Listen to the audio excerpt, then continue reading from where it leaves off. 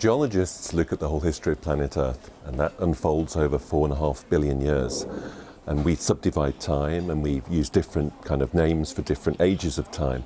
So the dinosaurs, for example, would be part of the Mesozoic era. What we're saying is that the human impact on planet Earth is now so great, is so profound, that we've left the last period of geological time, the Holocene, and we're now in the Anthropocene. What we're saying, though, is that in the last century, particularly in the 20th century, the processes of human actions to change the Earth have accelerated. So if you think about a whole range of different things, the way in which we use materials that we transport around the planet, the amount of cement we use each year, for example, we use 4,000 million tonnes of cement each year.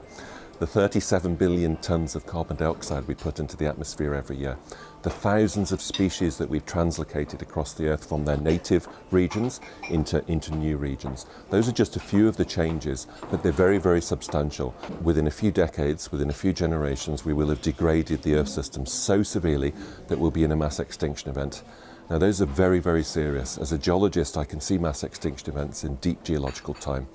Last big one was 66 million years ago. We know this large asteroid hit the planet, wiped out the dinosaurs and wiped out much of the life. 75% of species went extinct.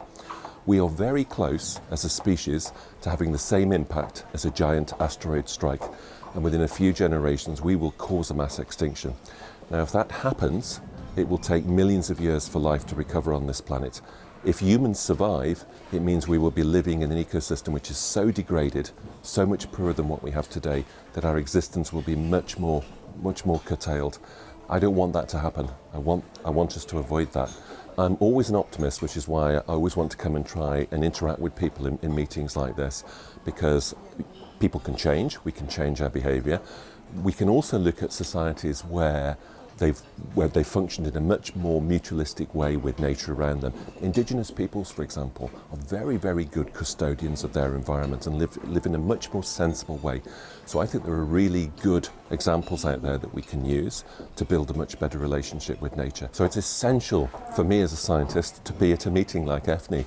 It's a really good forum where I can actually interact with lots of different disciplines, and in particular I can interact with people who have political influence to change the situation, business people also who can change their business models to function in a way which will be much less damaging to the Earth system. So it's wonderful to be invited. I'm really happy to be here, and for me it's great to interact with lots of different people and talk about these problems.